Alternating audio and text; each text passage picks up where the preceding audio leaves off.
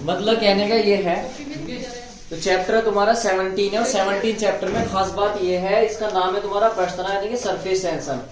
इस चैप्टर में जो तुम्हारे इतनी चीजें सीखने को मिलेगी, इतनी चीजें मिलेगी सीखने के लिए साइंस के प्रति कि आपको काफी इंटरेस्ट आ जाएगा। और जब कभी आप आफ्टर 12th कंपटीशन वगैरह में जाते हो तो कंपटीशन के सबसे ज्यादा जो क्वेश्चन पूछे जाते हैं वो इस चैप्टर से पूछे जाते हैं। ठीक है, मोस्टली चैप्टर है तुम्हारा मोस्ट इंपोर्टेंट। अब प्रश्न तनाव होगा क्या, मतलब रीजन बताऊंगा पहले, इसके कारण क्या है, इसका सॉल्यूशन देगा कौन। जो प्रश्न तनाव है यानी कि सरफेस टेंशन होगा क्या, कुछ क्वेश्चन है, जैसे कि आप वाटर प्रूफ नाम सुना होगा, है ना। अगर मैं आपसे बात करूं मरकरी की या पारे की, तो हमारे पास कुछ ऑब्जेक्ट होते हैं, जैसे लाइक के हमने वाटर लिया, पानी ले रखा है और कांच की प्लेट ले रखी है। तो कांच की प्लेट को अगर आप पानी में डुबो दोगे और आप बाहर निकल लोगे तो वो जाहिर सी बात है गीली होकर बाहर निकलेगी, पानी के कण उस पर चिपके मिलेंगे। और अगर आप मरकरी लो यानी कि पारा लेते हो Hg और पारे में कांच की प्लेट डुबाओगे और फिर उसे बाहर निकालोगे तो वो Hg जो कि तो वापस निकल जाएगी, यानी कि वो भीगेगी नहीं। क्यों नहीं भीगती है, क्यों वो चिपक जाती है, वो कारण बताएगा प्रश्न तनाव। दूसरा ऑप्शन, आपको गर्म सूप ठंडे की अपेक्षा ज्यादा स्वादिष्ट लगता है, क्यों, वो कारण बताएगा प्रश्न तनाव। और आप देख सकते हो जो शादी ब्याह में आप रसगुल्ले खाते हो तो रसगुल्ले इतने टेस्टी क्यों लगते हैं। तीसरा, सर्दियों का मौसम चल रहा तो सर्दियों में आपको खाना ठंडे के कंपैरिजन गर्म करके ही ज्यादा अच्छा क्यों लगता है। या कभी कभी कहते हैं आप, कभी कभी क्या कहते हैं आप, ये कहते हैं कि भाई कि जैसे गरम गरम खाना बन रहा है, मतलब आप घर पे बैठे हुए हो, गरम गरम खाना बन रहा है तो गरम गरम खाना जो बन रहा है तो गरम गरम खाना की ज्यादा खाया जाएगा ठंडे के कंपैरिजन। वो रीजन कौन देगा, सरफेस टेंशन। ये जो वाटर प्रूफ आप पढ़ते हो कि ये वाटर प्रूफ है, आप इस पे पानी गिरोगे तो भीगेगी नहीं, तो वाटर प्रूफ क्या होता है, वो कारण कौन देगा, सरफेस टेंशन। सही है। और आप समझ, बहुत क्वेश्चन है, आपने एक देखा होगा अरवी के पत्ते देखे होंगे, है ना।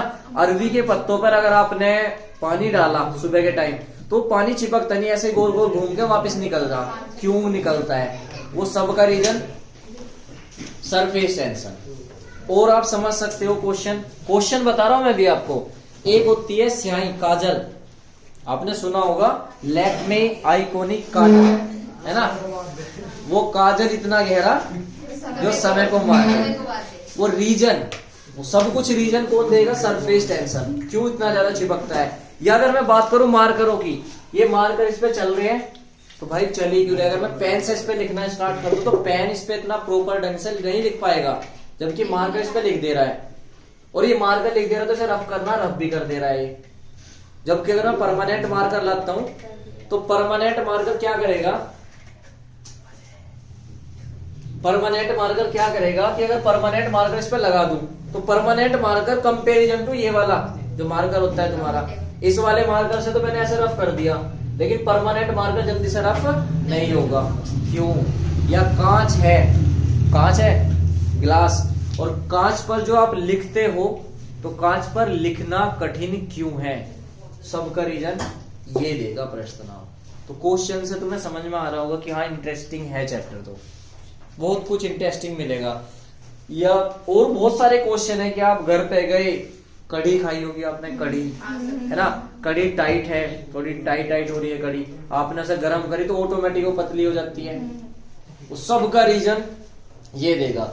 या आपने कभी कभी देखा होगा कि घर के बाहर जो नाली गड्ढा वगैरह होते हैं उसमें आप मिट्टी के तेल गिर देते हो, तो मिट्टी का तेल या केरोसिन बोलते हैं जिसको, डालने से मच्छर मर जाते हैं, उस सब का रीजन प्रश्न तनाव, सरफेस तनाव यानी कि सरफेस टेंशन। ठीक है, तो हम स्टार्टिंग करते हैं। मतलब बात यह है कि प्रश्न तनाव होगा क्या, सरफेस टेंशन होगा क्या, तो हम इसे प्रेजेंट करते हैं टी से, या कही गई प्रेजेंटेशन मिलेगी तुम्हें एस से।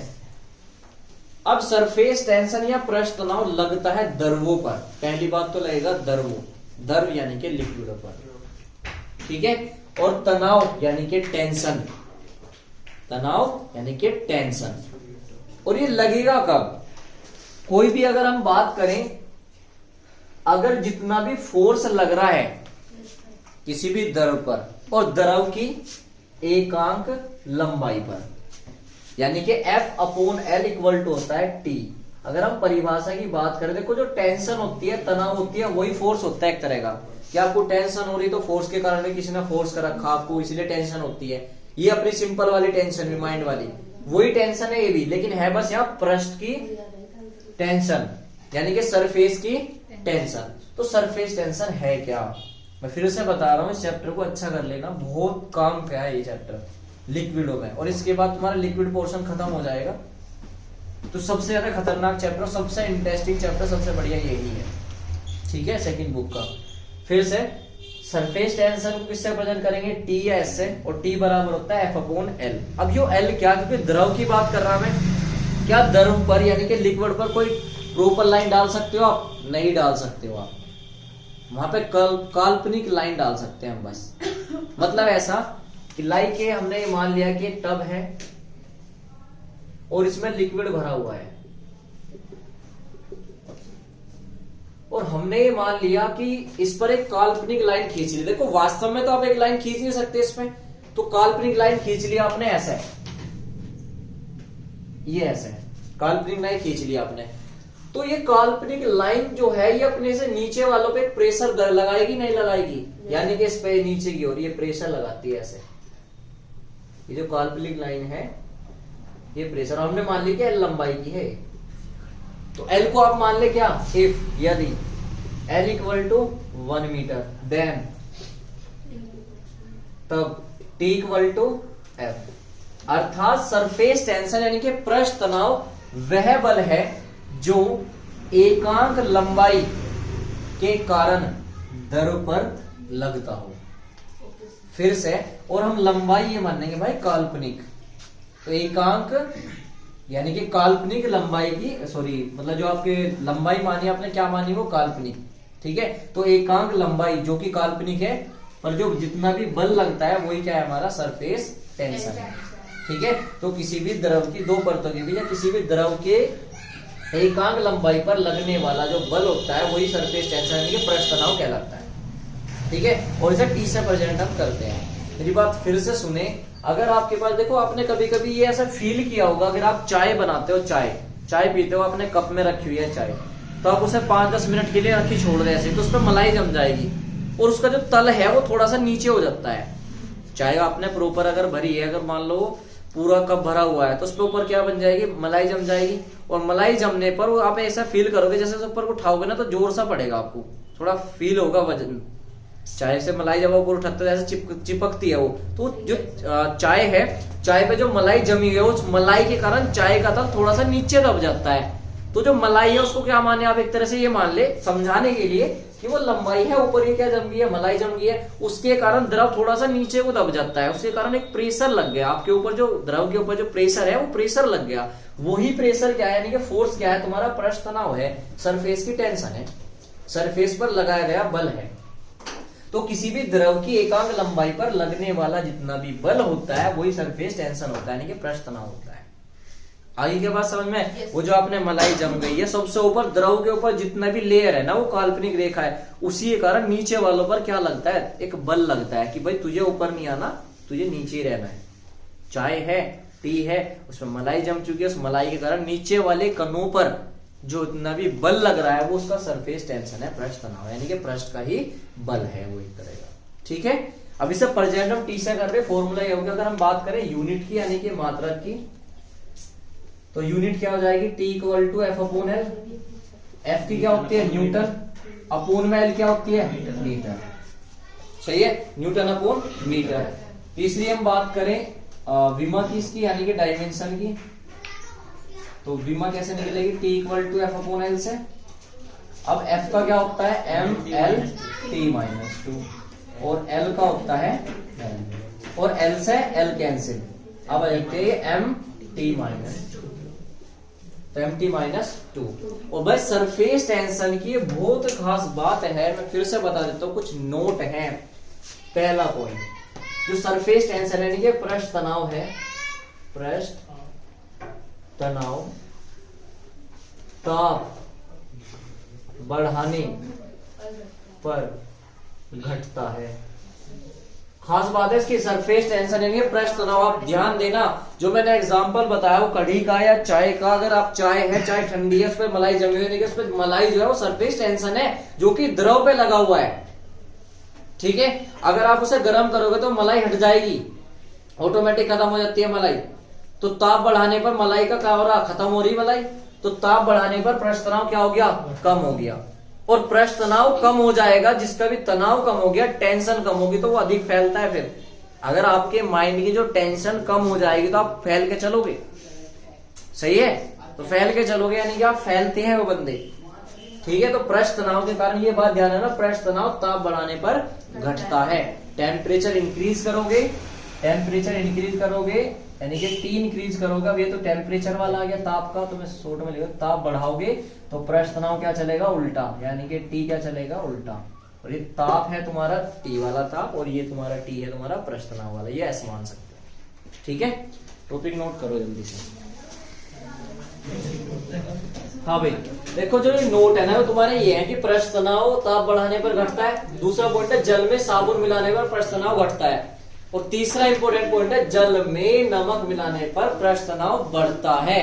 और मेरी एक चीज बात ध्यान रखना, तुम हमेशा जो छोटी छोटी वस्तुएं है ना पानी में तैरती है वो पृष्ठ तनाव के सिद्धांत पर तैरती है, और जो बड़ी बड़ी वस्तुएं हैं वो आर्किमिडीज के सिद्धांत पर तैरती है। फिर से, जो छोटी छोटी वस्तुएं हैं वे पृष्ठ तनाव के सिद्धांत पर तैरती हैं, और जो बड़ी बड़ी वस्तुएं हैं वो आर्किमिडीज के सिद्धांत पर तैरती हैं। अब छोटी वस्तुओं का मतलब यानी कि हल्की वस्तु भी बोल सकता हूं उसको मैं।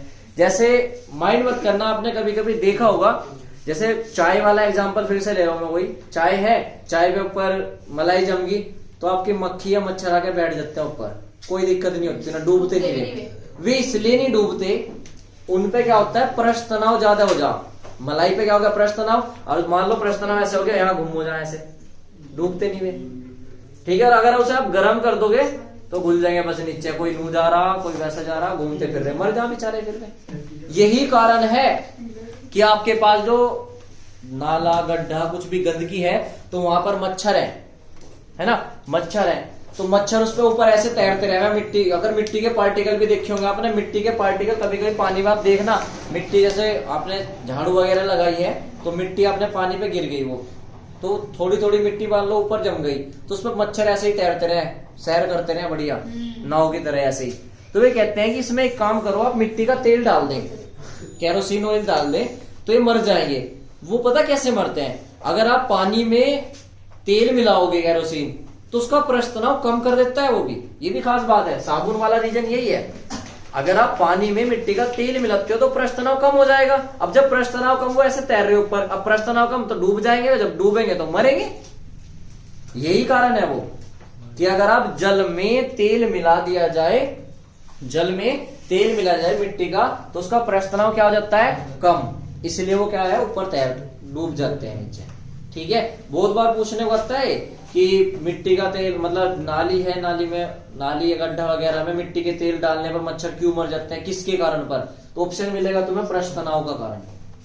ठीक है, आगे बात समझ में, ये रीजन है इसके। ठीक है, और साबुन वाला भी यही है तुम्हारा, अगर साबुन मिलाओगे, अच्छा जल में नमक मिलाने पर पृष्ठ तनाव बढ़ता है। सबसे इंपोर्टेंट चीज, मृत सागर का नाम सुना होगा, डेड सी, मृत सागर। अब मृत सागर कभी आप सर्च करना तो मृत सागर पे आपको एक चीज देखने को मिलेगी, मृत सागर नाम क्यों पड़ा, जो सागर है वो, जो सी है, उसमें नमक की मात्रा बहुत ज्यादा अधिक है, बहुत ज्यादा अधिक है।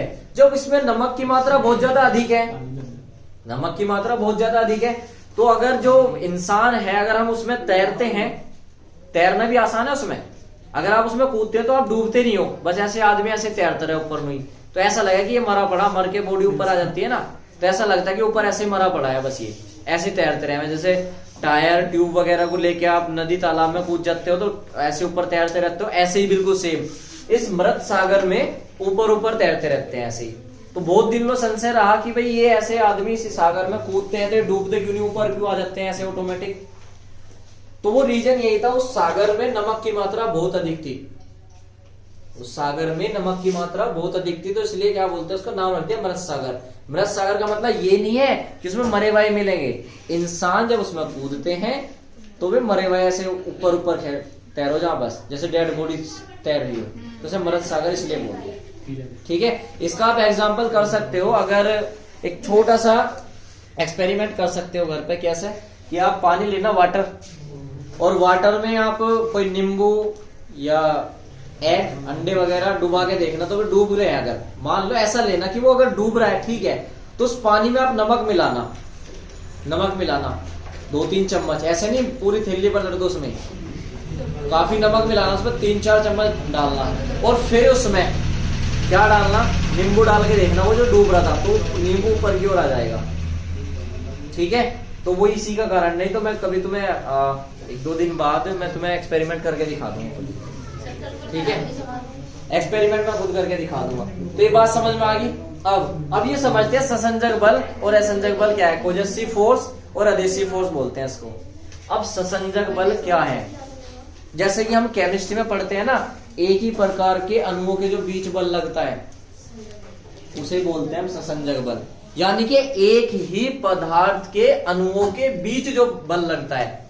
लाइक जैसे मार्कर है, ये मार्कर एक ही पदार्थ से मिलकर बना हुआ, ठीक है भाई, प्लास्टिक से मिलकर बना हुआ, तो ये भी प्लास्टिक, ये भी प्लास्टिक, ये भी प्लास्टिक, सबसे मिलकर एक ही बल बना हुआ, तो इसे बोलते हैं ससंजक बल। ये बोर्ड है, ये जो बोर्ड बना हुआ एक ही मटेरियल से बना हुआ, तो इन मटेरियल के बीच में अणु होंगे, क्योंकि आपको पता है अकॉर्डिंग टू केमिस्ट्री हर एक चीज किससे मिलकर बनी हुई है, एटम से। यानी कि सबसे पहला कौन है हमारे पास, इलेक्ट्रॉन, प्रोटॉन, न्यूट्रॉन, उनसे क्या बना हमारा परमाणु, परमाणु से क्या बने अणु, अणु से क्या बने पदार्थ, और पदार्थ 3 टाइप के आपने पढ़े, ठोस, द्रव, गैस। तो ऐसे ही हमारे पास क्या चलते हैं, यानी कि अणुओं के बीच एक बल लगता है जिसे बोलते हैं ससंजक बल। भाई क्या कंडीशन है, आपने पढ़ रखे, जो अणु होते हैं इसके अणु होंगे, मान लो इतने हिस्से के अणु अलग होंगे, इतने हिस्से के अणु अलग होंगे, इन सब के बीच में एक बल लगता है जो इन्हें बांधे रखता है, चिपकाए रखता है, उस बल को बोलते हैं ससंजक बल। यानी कि एक ही पदार्थ के अणुओं के जो बीच बल लगता है वो क्या कहलाता है, हमारा ससंजक बल। एक ही पदार्थ के बीच लगने वाला, एक ही पदार्थ के बीच, एक ही पदार्थ के अणुओं के बीच लगने वाला बल ससंजक बल होता है। और जबकि असंजक बल क्या होता है, जब 2 अलग अलग पदार्थों के बीच बल लगेगा, 2 अलग अलग, यहीं से कंसेप्ट निकलेगा वो चिपकना ना चिपकने वाली कंडीशन क्या है। अभी असंजक बल क्या है, यानी कि अलग अलग पदार्थ के अणुओं के बीच लगने वाला जो बल होता है वो होता है हमारा असंजक बल। अब यही रीजन है, यही रीजन है कि हमारे पास जो कुछ पदार्थ चिपक जाते हैं, कुछ नहीं चिपकते, वो इन्हीं का रीजन है, ससंजक बल का और असंजक बल का। ठीक है, मतलब अगर एक ही पदार्थ है, जैसे लाइक कि हमारा पानी है, तो पानी के अणु जो है बूंद बूंद मिलके सारा पानी बना हुआ है, तो एक ही पदार्थ हुआ वो, तो एक पदार्थों के जो बीच लगा हुआ है वो सब क्या है, हमारा ससंजक बल। यानी कि एक पदार्थों से मिलकर जो बल लगता है, आकर्षण बल लगता है, वो सब बोलते हैं ससंजक बल। और असंजक बल क्या है, जब 2 अलग अलग पदार्थों के बीच बल लगेगा। मतलब अगर इस मार्कर पे मैं पानी डालूं और पानी इस पे चिपक जाए, तो इस मार्कर पे अलग अलग पदार्थ का हो गया, अलग अणु हो गए, उस पानी का अलग अणु हो गए, तो इस पानी के क्या है, ससंजक बल है, इसमें क्या है, ससंजक बल है। तो दोनों के बीच अगर आपने बल लगाया, तो ससंजक बल तो एक जैसे को जोड़ना चाहते हैं, अपने जैसे को, सुनना, एक ही पदार्थ के अणुओं के बीच लगेगा। ससंजक बल अपने एक जैसे को चिपकाना चाहेगा, असंजक बल अलग अलग को चिपकाना चाहेगा। अगर वो पानी आके इस पे चिपक गया, तो इसका मतलब इसका ससंजक बल था, इसका ससंजक बल था, और अगर वो चिपका है तो असंजक बल ससंजक बल पर भारी पड़ गया, बड़ा हो गया। मतलब अगर मैं मारकर इस पर चला, देखो ये बोर्ड है, इस बोर्ड का क्या है, ससंजक बल होगा, एक ही जैसे पदार्थों पे लग रहा। ये मार्कर है, मार्कर में इंक लग रही है, उसका एक ससंजक बल हो गया। और अगर मैं इस पे ऐसे चला देता हूं इसको, तो इसका मतलब ये है कि ये इस बोर्ड का ससंजक बल था, इसका ससंजक बल था, ये अपने जैसे को चिपकाना चाहेगा, वो अपने जैसे चिपकाना चाहेगा। असंजक बल किसको चिपकाना चाहता है? अलग अलग को। तो ये जाके इस पे चिपका, इसका मतलब क्या हुआ? असंजक बल ज्यादा हो चुका है ससंजक बल से। ठीक है, यानी कि इसके अणु इस पे जाके इसलिए चिपके हैं क्योंकि असंजक बल ज्यादा हो चुका है ससंजक बल से। यही रीजन है जो मैंने तुम्हें शुरू में बताया था कि कांच की प्लेट जल में डुबाने पर गीली हो जाती है, जबकि पारे में डुबाने पर गीली नहीं होती। वो रीजन ये है, जब आप कांच की प्लेट को पानी में डुबाते हो तो कांच की प्लेट का एक ससंजक बल है, पानी का एक ससंजक बल है। आप जैसे उन्हें उसमें डुबाओगे तो पानी के अणु उस पर चिपक रहे हैं, इसका मतलब क्या हो गया? अलग अलग पदार्थों के बीच क्या लगा? बल लगा, आकर्षण बल लगा, यानी कि असंजक बल हैवी हो चुका है ससंजक बल पे, इसलिए वो जाके चिपका है। मेरी बात फिर से ध्यान दे, आप दिमाग में एक चीज याद रखें कि जो ससंजक बल है वो एक जैसों में लगे हैं, असंजक बल अलग अलग को चिपकाना चाहे। शॉर्ट में याद रख लो, ससंजक बल एक जैसे को चिपकाना चाहता है, असंजक बल अलग अलग को। तो अगर पानी कांच की प्लेट पे चिपका है जाके, तो इसका मतलब ये है असंजक बल चिपकाना चाह रहा था ना वो, असंजक बल ज्यादा हो गया ससंजक बल से। जबकि जब पारे में डुबाते हैं, तो पारे में जब डुबाते हैं तो पारे का ससंजक बल है और कांच का ससंजक बल है, उन्हें चिपकाना कौन चाहेगा? असंजक बल। और वे चिपके इसलिए नहीं है क्योंकि ससंजक बल ज्यादा हो चुका है असंजक बल से, इसलिए नहीं चिपकते। तो एक जैसे अणु कहते हैं कि भाई हमें नहीं चिपकने हैं तो अपने घर में अपने घर हम नहीं चिपकेंगे, तो असंजक बल ज्यादा हो जाता है। ठीक है, अब ये जो इसके बहुत सारे क्वेश्चन है वो मैं अगली क्लास में बताऊंगा, बहुत क्वेश्चन है इसके। ठीक है।